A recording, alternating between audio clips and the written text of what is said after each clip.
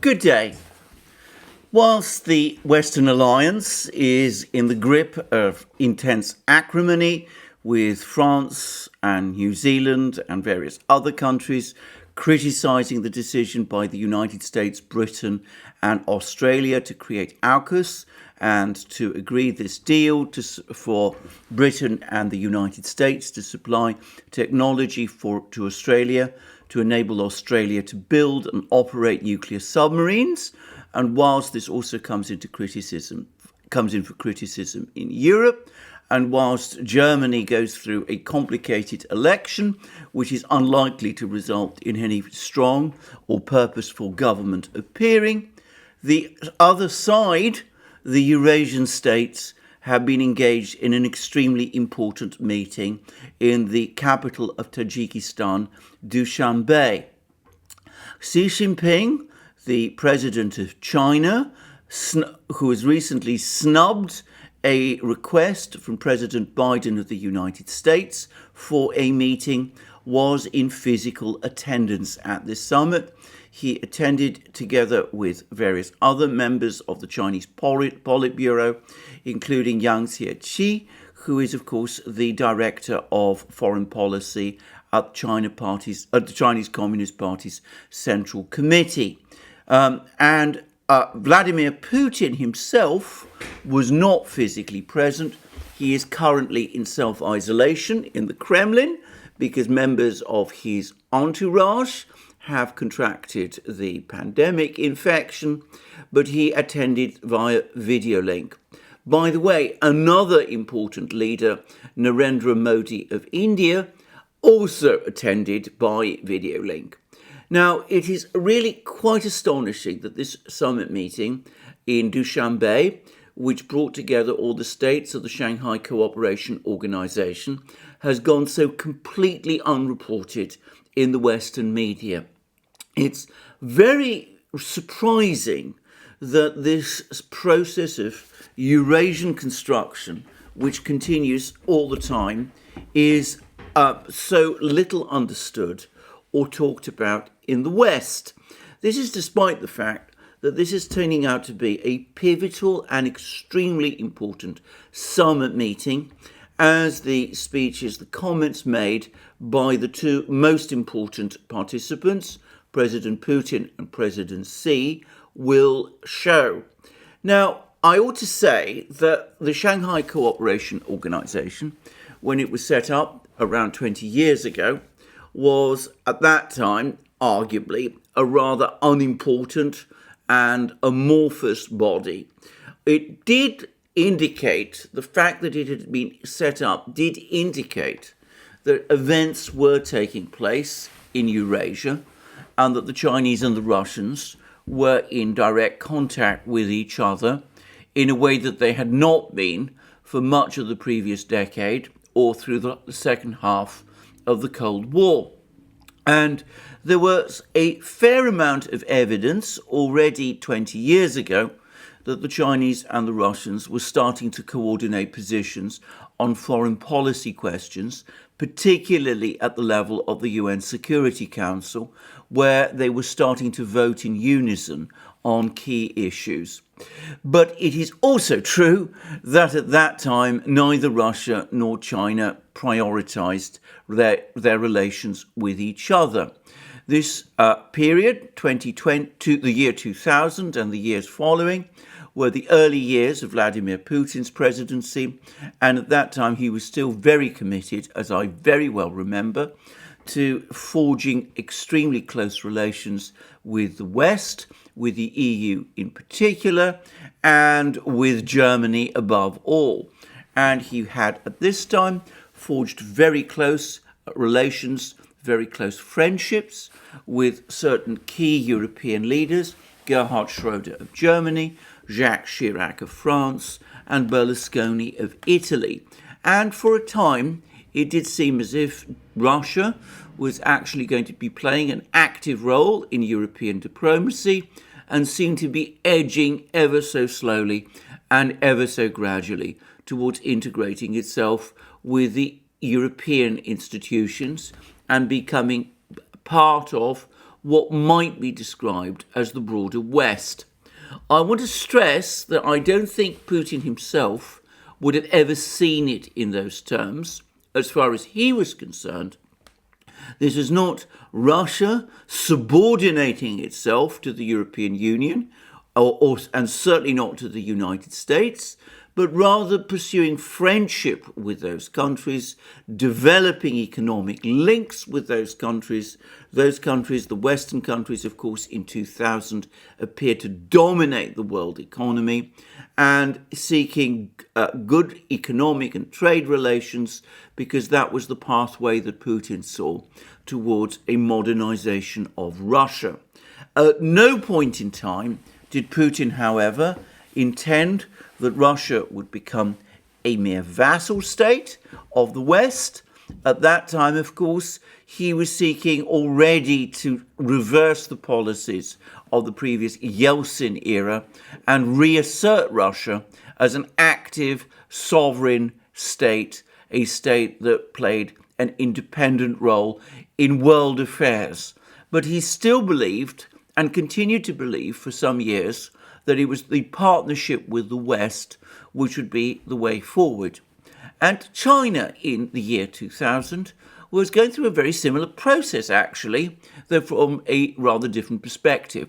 Obviously, the Chinese were never interested in joining or becoming any part of any kind of extended West, but they did seek extremely close economic ties with the United States. Indeed, this was the high point, the heyday of what was sometimes referred to at that time as Chimerica, this extraordinary relationship whereby the United States opened its markets to Chinese goods, sponsored China's membership of the World Trade Organization, and opened factories in China, relocating much of its industrial base there, with the Chinese doing very well out of that relationship, but with the United States convinced that this was binding China to itself and never believing that China would ever become a serious rival to the United States.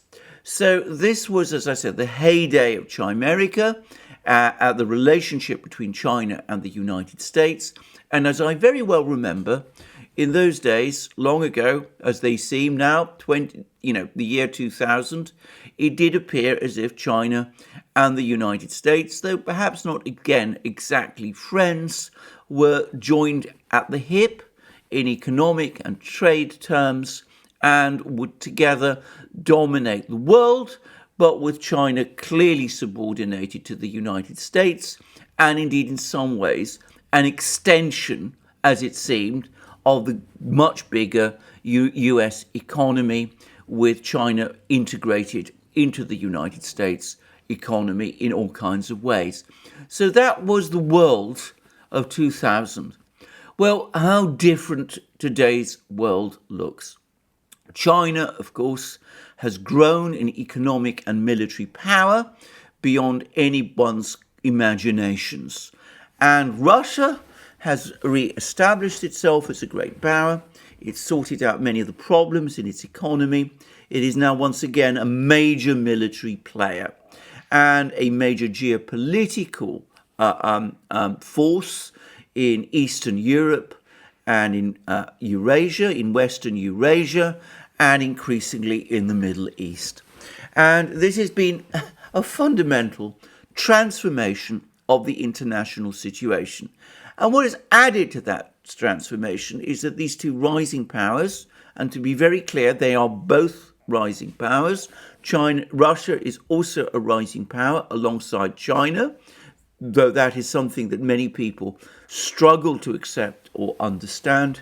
These two rising powers finding themselves, for various different reasons, in increasing confrontation with the United States and what is now called the collective West, have increasingly found each other, and they have developed their strategic partnership into something which, to all intents and purposes, amounts to an alliance, though it is an alliance which still declines to refer to itself by that name. And the Shanghai Cooperation Organisation, which in 2000 was still very much basically a get-to-know-you place, a talking shop, a place primarily concerned with managing border issues in Eastern Eurasia and keeping an eye on terrorist forces that operated widely at that time. I should point out that in 2000, Al-Qaeda was deeply embedded in Afghanistan, with which both China and Russia had no contacts or relations. And of course, the Russians were at that time fully absorbed fighting a war against secessionist and jihadi forces in the Caucasus. Well, that seemed to be the sum total of what the Shanghai Cooperation Organisation was about. Now, today, things are profoundly different.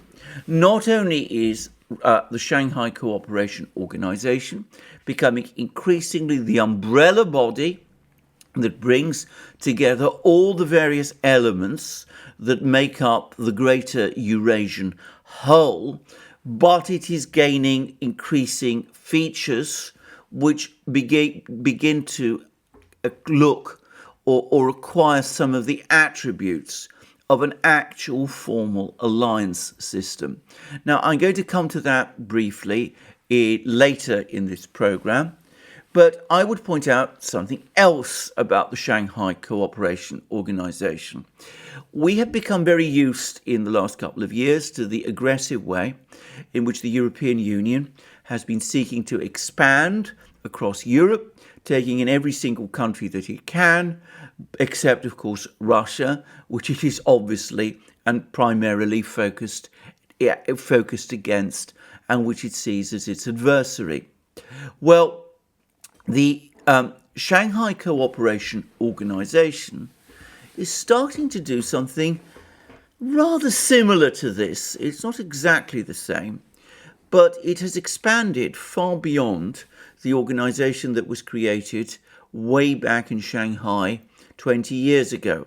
At that time, it was Russia, China, and the two Central Asian states of Kyrgyzia and Tajikistan. Now, more countries from Central Asia, Uzbekistan, for example, and Pakistan are full members.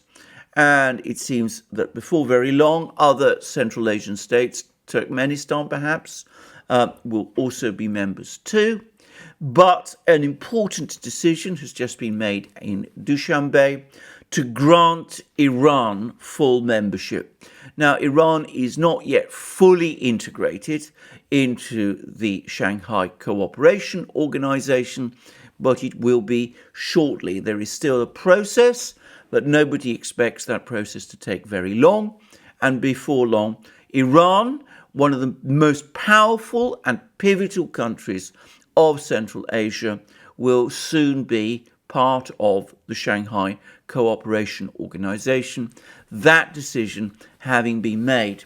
And it seems that that India is also involved in the Shanghai Cooperation Organisation to some degree. As I said, Narendra Modi of India has managed to secure for India, or India has observer status in the Shanghai Cooperation Organisation. And it's really very interesting that though there's been a great deal of talk and discussion about India's participation in the so-called Quad, the grouping which brings together the United States, Australia, New Zealand, and India, and which is clearly to some extent directed at China. Very little emphasis or interest is shown in the fact that India is also participating in meetings of the Chinese and Russian-led Shanghai Cooperation Organisation and is attending those meetings at the level of its Prime Minister, Narendra Modi, alongside Xi Jinping and President Putin of Russia. We see, in fact, that the Indians, far from tilting towards the United States, or at least committing themselves fully to the United States, as many think, is actually maintaining a kind of balance between the two rival power blocs. It talks to the United States and its allies by participating in the so-called Quad, which of course is not an alliance system in any sense of the word. And at the same time, it participates in the rival structure led by China and Russia, the Shanghai Cooperation Organisation. Modi attends both meetings of the Quad and of the SCO. And of course, in the Western media, we hear a great deal about his participation in meetings of the Quad. We hear very little, in fact, we don't hear anything about the equally important fact that he also participates in meetings of the SCO. We see, in fact, here Indian policy at work, which is to burn bridges with no one, to keep on good relations to the greatest extent possible with both of the power blocs, the United States-led one, the China-Russia-led one, in order that India can maximize its maneuver space and its advantages. And that, by the way, is a sophisticated way of conducting diplomacy. India has a very sophisticated foreign service, which is widely underestimated in the West, and it is one whose sophistication is well understood in Moscow and Beijing, but which, to my knowledge, is not understood at all in Washington, London, and Brussels. Anyway, it's not just the fact that India, however, participated in this meeting of the SCO, nor is it an important fact, or merely an important fact, that Iran has now joined the SCO, though this is an extremely important aspect of the matter, of highlighting the importance of this summit meeting.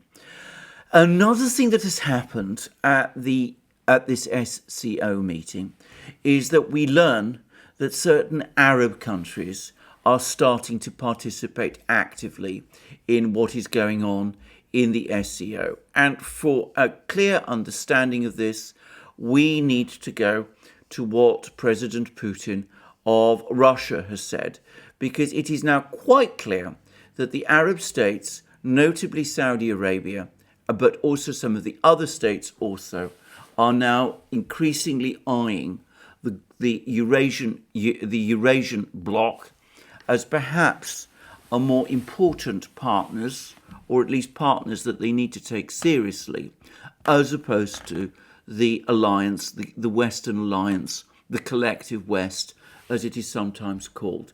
And this is what Putin had to say about this. All of us are paying considerable attention to the SCO's cooperation with the states that are trying to develop an open and equal dialogue with our organisation and are considering the possibility of joining in its efforts. In this context, Russia supports the decision which has been submitted for approval to the Council of the SCO heads of state on launching the procedure for granting SCO membership to the Islamic Republic of Iran. We have always advocated Iran's full participation in the work of our organisation, proceeding from the premise that this country plays an important role in the Eurasian region and has been fruitfully cooperating with the SCO for a long time. There is no doubt that Iran's accession to the SCO will further strengthen the organisation's international standing. Of course, we welcome the granting of dialogue partner status to Egypt, Qatar, and Saudi Arabia. Russia proactively supports efforts to get these countries involved in various aspects of the SCO's activities. There is also a robust portfolio of applications from other countries seeking to cooperate with our organisation in one way or another, and it definitely deserves our close attention. Now, I think this is an extremely important development, and it comes on the heels of rumours and hints that are appearing all over the international media, or at least the Middle Eastern media, that relations between Saudi Arabia and the United States, and to be precise, the Biden-Harris administration, are not particularly good. And it seems that the Saudis have been dismayed by the way in which the United States pulled the rug from under the former government of Afghanistan, and are wondering whether the United States is the reliable ally that they imagined. And of course, the Saudis also feel that the United States has let them down over Yemen, where the United States, under the Biden-Harris administration, says that it no longer backs Saudi's war against the Houthis and no longer regards the Houthis as a terrorist organization. Now, the point to understand about this is that it's Saudi Arabia that took the decision to go to war in Yemen. It did so very much in reliance upon the United States, and the full expectation made clear by the previous administrations, the Obama and Trump administrations, that its intervention in Yemen had the support of the United States. So the Saudis, whatever you may think about their war in Yemen, for the record, I profoundly and strongly oppose this war and always have done. Whatever you may think about this war in Yemen, may have cause to feel let down by the decision of the United States to suddenly reverse course over it.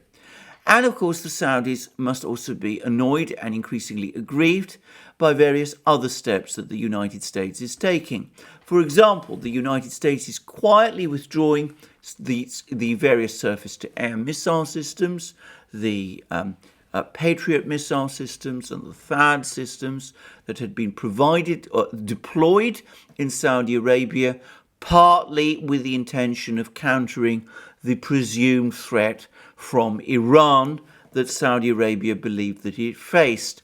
And the Saudis have been extremely annoyed about this.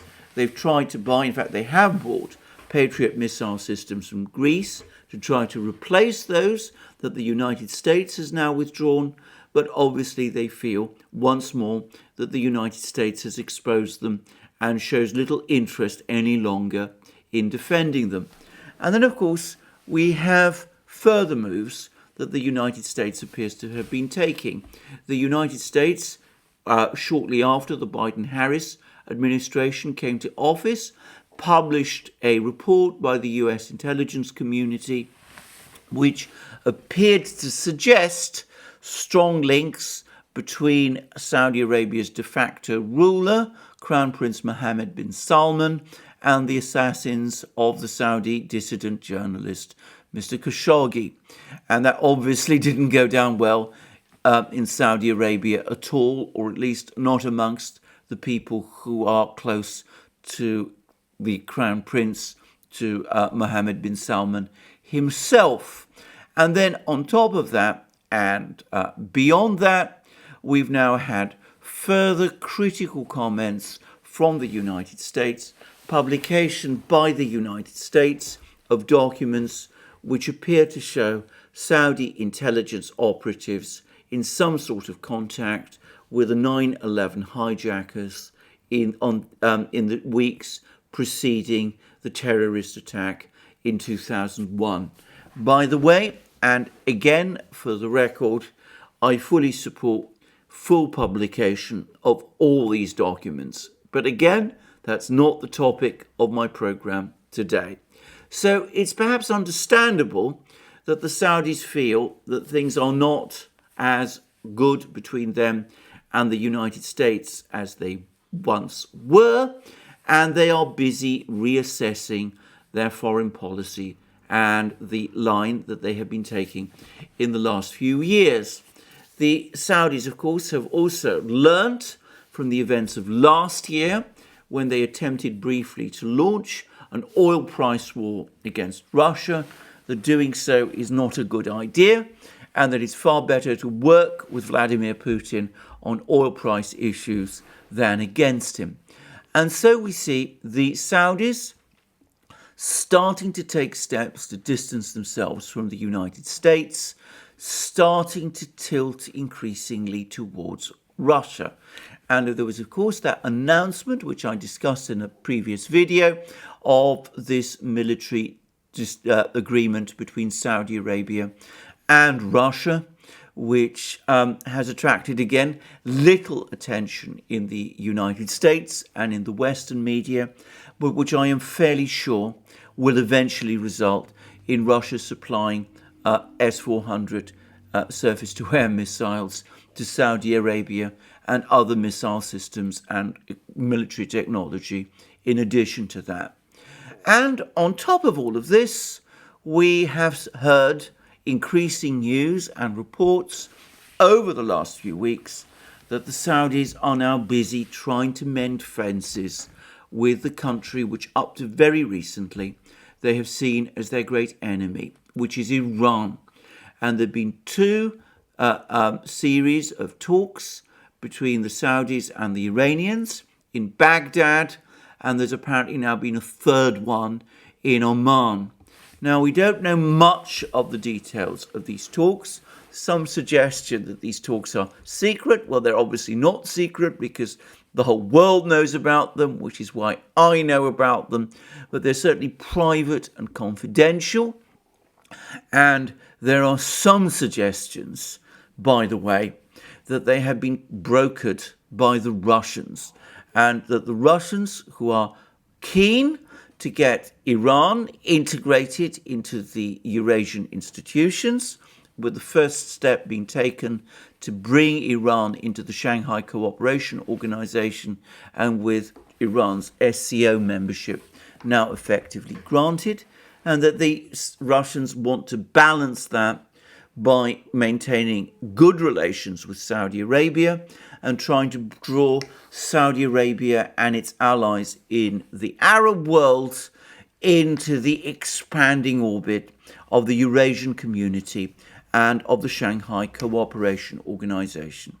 And so we see that Saudi Arabia and Egypt, two Arab allies, both Sunni states, have now been granted dialogue partner status in the Shanghai Cooperation Organisation, which, by the way, means that people like Crown Prince Mohammed bin Salman and President Sisi of Egypt will be also attending Shanghai Cooperation Organisation summits in future. And we also see that Saudi Arabia's Gulf Arab rival, Qatar, has also been allowed to join the SCO at the level of dialogue partner status, so that the Qataris will also be able to participate in discussions at the SCO. That, by the way, is very much the hallmark of Russian foreign policy. Always try to bring everybody, all the various rivals, all the various disputants together in the same room, talk to them, be respectful to them, listen to their concerns, and gradually, ever so gradually, edge them towards talking to each other on the basis of their various mutual self-interests. So we see that the Eurasian community, if you like, with the Shanghai Cooperation Organisation at its core, is starting to expand into the greater Middle East. It is edging towards, in effect, replacing the United States as the core institution and community in the Middle East.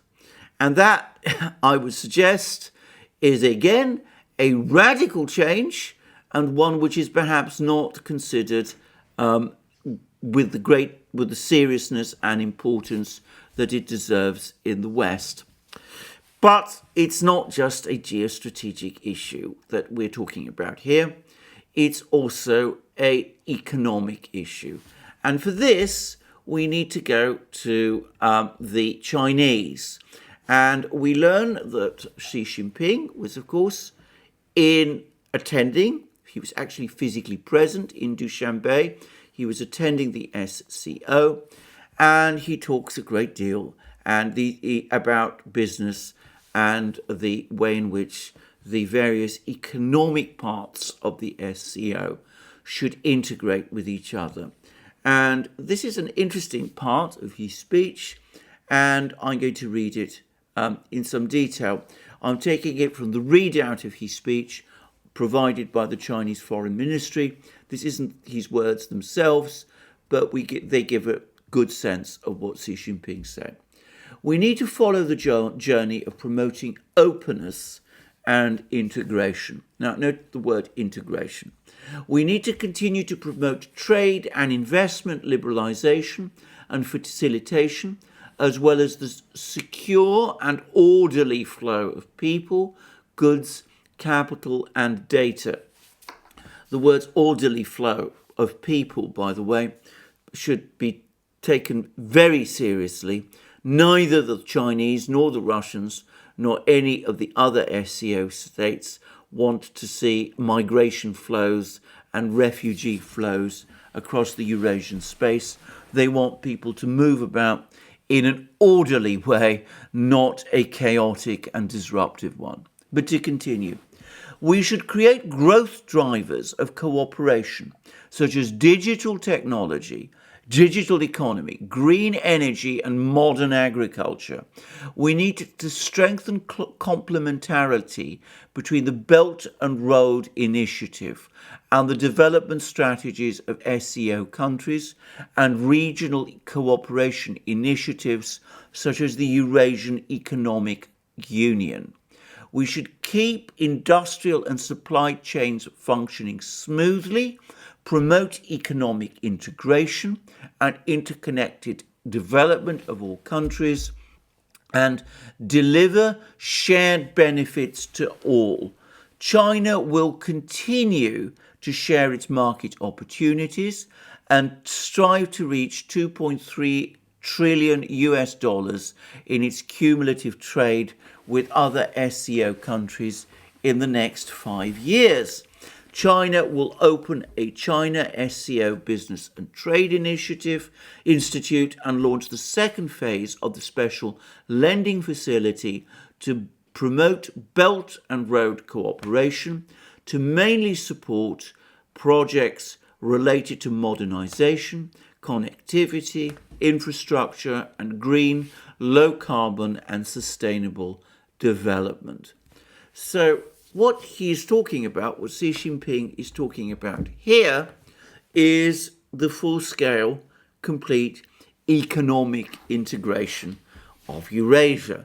He wants to have a situation where people who live in Eurasia are able to move around and work in the various countries of Eurasia. He wants to see that done in an orderly way. He wants goods and services and business and money to be able to move around Eurasia, again, in an orderly way. And he wants the various Eurasian institutions, the Russian-led Eurasian Economic Union and the Chinese-led Belt and Road Initiative, to integrate it with each other. And here we see the building blocks, the institutional building blocks of economic cooperation, the Eurasian Economic Union and the Belt and Road Initiative being integrated, and we see the policies behind it. These policies are building infrastructure, are building banks and industrial groupings and transport links, and establishing digital interconnectivity across Eurasia, creating what will in fact be a gigantic economic bloc. And that is part of what the Chinese are up to. But there is something else, and this is something which perhaps wasn't widely noticed, especially in the West. But there was also a meeting to discuss the situation in Afghanistan. And it's interesting, again, to note what Xi Jinping said about Afghanistan, and I'm going to read this briefly, but then I'm going to talk again about the institutional dimensions of this. And Xi Jinping said this, and again, I'm taking this from the readout on the Chinese Foreign Ministry's website. Xi Jinping put forward a 3-point proposal. First, promote the smooth transition of the situation in Afghanistan as soon as possible. Support all parties in Afghanistan to reach inclusive political arrangements at an early date through dialogue and consultation. It is necessary to continue to pay attention to the trends of terrorist organizations in Afghanistan and urge relevant parties in Afghanistan to resolutely crack down on and eradicate terrorist organizations in the Afghan territory and prevent terrorist forces in Afghanistan from wreaking havoc. Second, contact and talk with Afghanistan. Interact with all parties in Afghanistan from a rational and pragmatic perspective and facilitate a new political structure that is more open and inclusive and adopts moderate and prudent domestic and foreign policies and develops friendly relations with other countries, especially its members. Thirdly, help the Afghan people tide over the difficulties, provide the Afghan people with timely humanitarian and anti-pandemic support, help them ease their worries and difficulties. China has announced that it will deliver a batch of emergency relief supplies as soon as possible and will continue to provide more assistance within its capacity. As the instigators of the difficult situation in Afghanistan, certain countries should especially draw lessons from the past and shoulder their due responsibilities for Afghanistan's future development. Now, all of this is very much in line with what we've been hearing from the Chinese and the Russians already. They want a stable, inclusive government in Afghanistan. They're not impressed with the government the Taliban has created up to now. They wanted to pursue moderate and prudent domestic and foreign policies. They want the government in Afghanistan to crack down on terrorist groups on its own territory. And at the same time, if that happens, they are prepared to offer Afghanistan economic and material aid and humanitarian support. And by the way, going back to things that Putin said, he's made it very clear that if they go forward, if the Taliban go forward with this type of policy, then in time, Afghanistan also can look forward to the day when it too becomes a member of the SCO. And that remains very much on the Chinese-Russian agenda. And we will see whether that ever happens. But he mentions that the SCO is intending to discuss the possibility of relaunching the SCO Afghanistan Contact Group, which was created in the past for working with our Afghan partners. Those are Putin's words. So essentially the SCO, not just China and Russia, will try and speak to the Taliban with a single voice and negotiate with them in order to persuade them to moderate their policies and to become more inclusive. I would point out, by the way, that now that Iran is joining the SCO, that means that all of Afghanistan's neighbours, Iran, Pakistan, China, Tajikistan, Kyrgyzstan and Uzbekistan, are members of the SCO. So that's something which perhaps the Taliban might want to consider, and that might be a reason for them to want to engage with the SCO themselves and to seek integration with it. But there is something else, and for me, it was perhaps the most interesting fact about the whole Dushanbe meeting.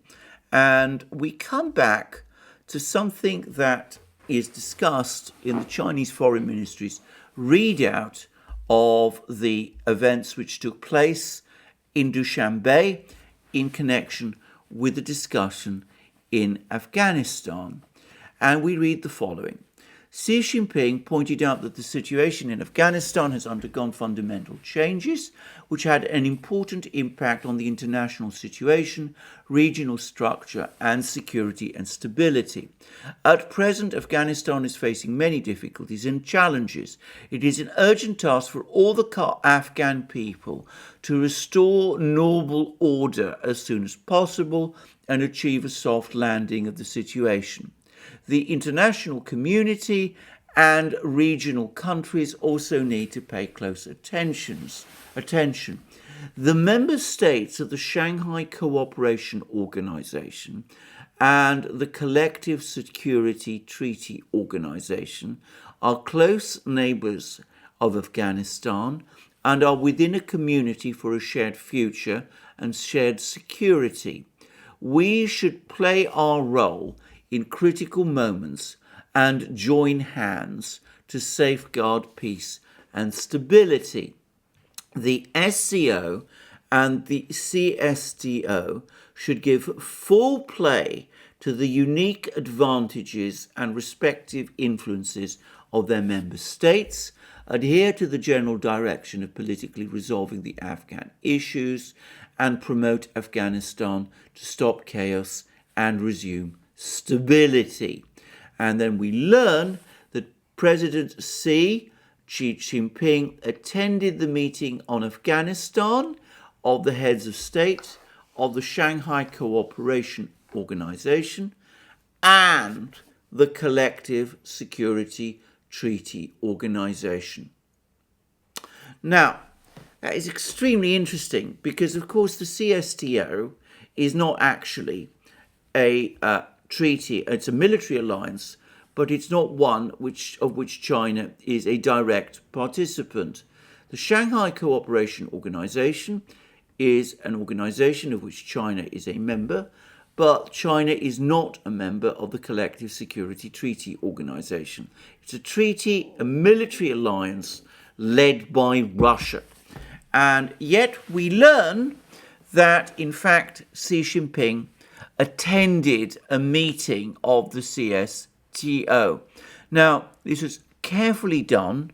He didn't do it in Dushanbe. He did it via video link from Beijing. But what we see is Xi Jinping, the president of China, attending alongside other Shanghai Cooperation Organisation heads of state and government, a meeting of a Russian-led military alliance. Now, I can't help but think that what we are gradually looking towards is the expansion of the Collective Security Treaty Organisation itself beyond the borders of the former Soviet Union, and the CSTO also becoming, in effect, the military arm, if you will, of this network of alliances that is beginning to emerge across Eurasia. Perhaps not all of the states of the Shanghai Cooperation Organisation will want to join, but perhaps in time some of them, perhaps even most of them will. Perhaps Iran will want to join. Conceivably, at some point in the remote future, China too. The fact that China itself participated in this meeting, and that in fact all the members of the Shanghai Cooperation Organisation participated in this meeting, gives us an idea of how these two institutions are being merged. So, what we are starting to see is the gradual pace, direction of Eurasian construction. We see the Eurasian Economic Union, which is Russian-led, and the Belt and Road Initiative, which is Chinese-led, being integrated together and working alongside each other, increasingly on joint projects. We see the Shanghai Cooperation Organisation and the Collective Security Treaty Organisation also increasingly working together and perhaps becoming integrated with each other. We see Iran being drawn into the Shanghai Cooperation Organisation with a good prospect that it will eventually be part of both the Belt and Road Initiative and, who knows, conceivably the Eurasian Economic Union also. We see the CSTO, the Collective Security Treaty Organization, the Russian-led military alliance, now working alongside the Shanghai Cooperation Organization. So far, it's only about Afghanistan, but one can't help but think that partly the situation in Afghanistan is being used in order to provide the pathway towards effectively merging these two organizations. And we also see the Shanghai Cooperation Organization extending its reach into the Arab world, bringing in countries like Saudi Arabia, Qatar, and Egypt, and quietly brokering negotiations between the two arch rivals, Saudi Arabia and Iran. And we also see how a Shanghai Cooperation Organization and Afghanistan contact group is in the process of being set up with the intention of persuading the Taliban to moderate its policies, with the eventual intention of bringing Afghanistan into the Shanghai Cooperation Organization also. And last but not least, we see India, that embryo superpower, that is gradually beginning to coalesce, playing its cards extremely carefully, talking and participating in the meetings of the Quad, but always stepping back from declaring itself a full-scale ally of the United States. And we see it simultaneously participating in the meetings of the Shanghai Cooperation Organization, and no doubt participating in this meeting of the CSTO, as it too perhaps seeks to keep bridges open to both sides, looking for maneuver space and economic and a degree of military cooperation with both. So what we see, it seems to me, is the development of a bloc. And it's being done in a very methodical, very consensual, very careful, step-by-step way. It makes, for me, I have to say this, an extraordinary contrast to this storm and drag, this fire and thunder drama we've just seen in the Pacific, with the British, the Australians, and the Americans pulling out of the hat, astonishing everybody with this announcement of AUKUS, which it turns out isn't a full alliance after all, and with this probably utopian nuclear submarine deal thrown in for good measure, but with all sorts of countries, France, New Zealand, not consulted, the French furious, the New Zealanders upset, Indonesia and Malaysia complaining about the fact that they weren't consulted, and all the rest.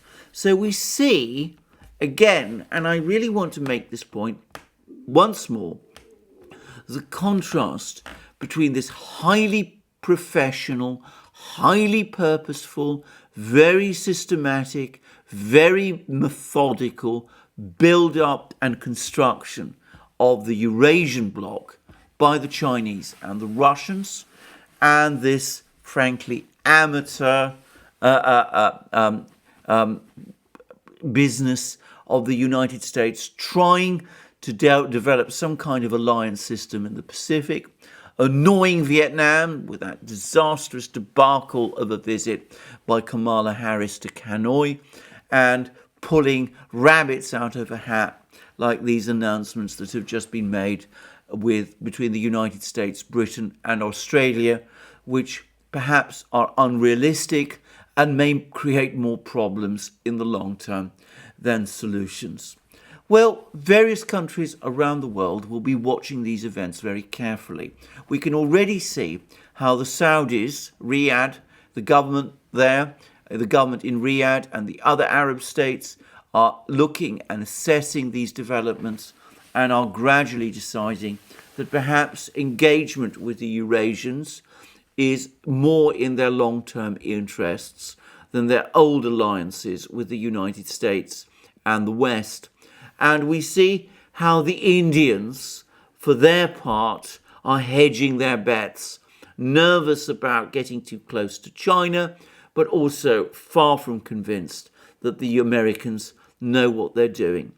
So this, it seems to me, is an important study on the one hand in contrasts between the purposeful, systematic and professional way in which the Russians and the Chinese go about things and this chaotic way in which the Americans and their allies go about it in contrast.